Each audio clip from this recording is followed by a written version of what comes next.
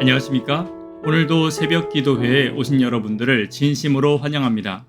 오늘 말씀의 제목은 소금의 맛을 내는 인생, 소금의 맛을 내는 인생이라는 제목으로 하나님 말씀 증거하도록 하겠습니다.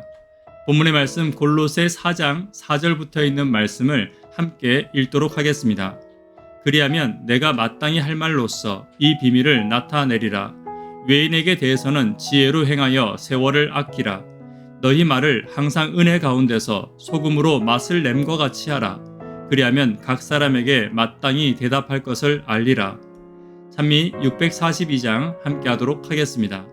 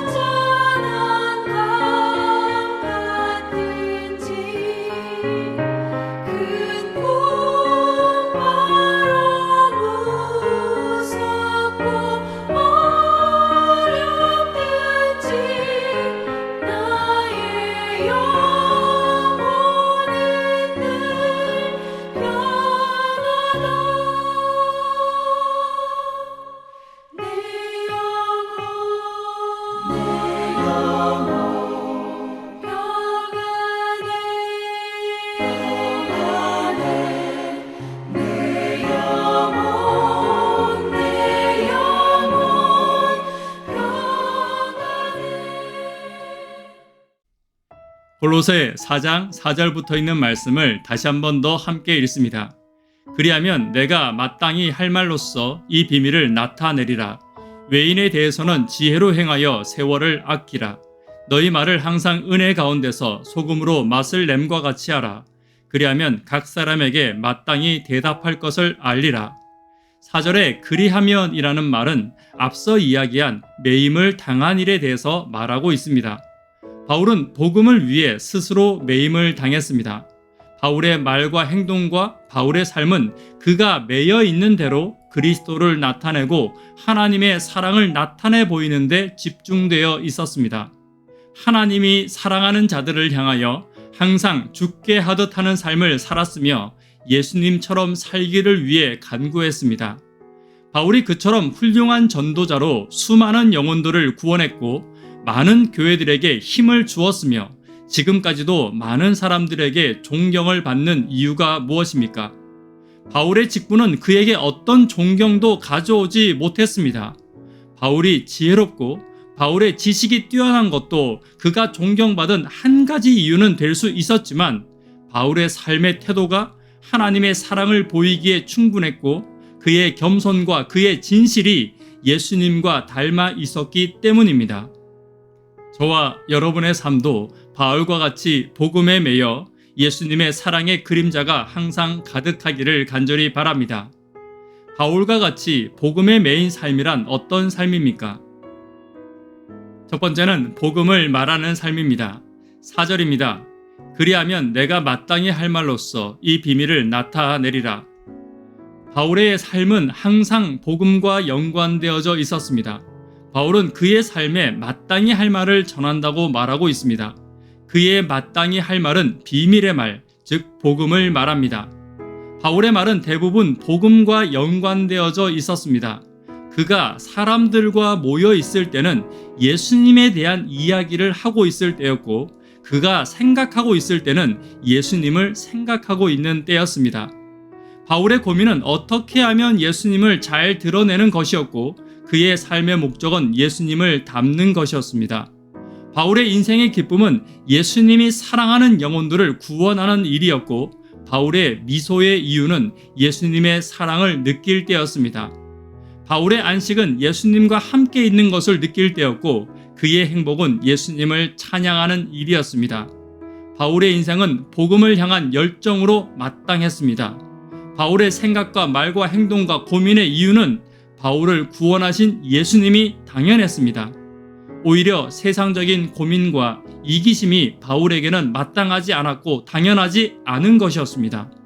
하나님의 사랑을 이처럼 받은 바울에게 복음이 마땅하며 예수님이 당연한 것이었습니다.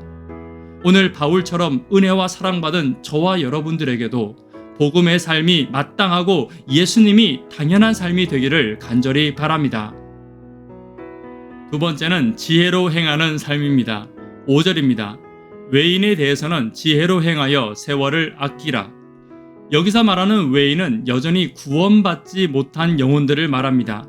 그리고 교회 안에서는 믿음이 연약하여 여전히 예수님을 닮지 못한 성품을 가지고 있거나 구원의 확신 가운데 있지 못한 연약한 백성들을 말합니다.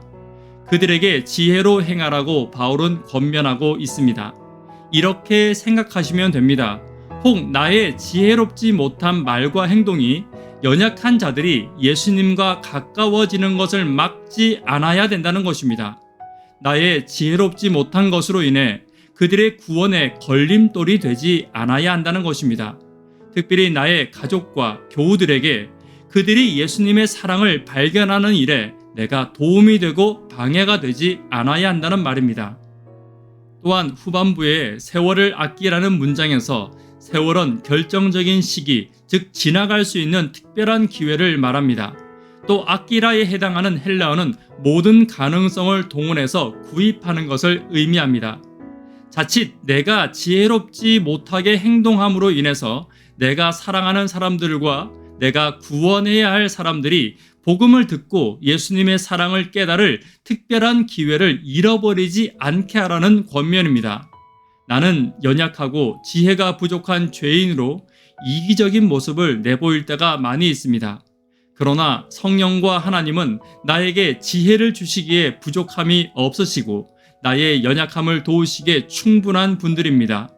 구원의 디딤돌이 되고 하나님의 사랑을 나타내는 그림자가 되기 위해 지혜와 능력을 하나님과 성령께 구하는 저와 여러분 되기를 간절히 바랍니다. 세 번째는 소금의 맛을 내는 말을 해야 합니다. 6절입니다. 너희 말을 항상 은혜 가운데서 소금으로 맛을 냄과 같이 하라. 그리하면 각 사람에게 마땅히 대답할 것을 알리라. 그리스도인의 말은 그들의 말 가운데 소금의 맛을 내는 영향력을 끼쳐야 합니다. 은혜 가운데라는 말은 원어적으로 세 가지로 번역됩니다. 첫째는 은혜에 감사하는 것을 의미하며, 둘째는 하나님의 은혜를 말하는 것을 의미하고, 세 번째는 말을 은혜롭게 하는 것을 의미합니다.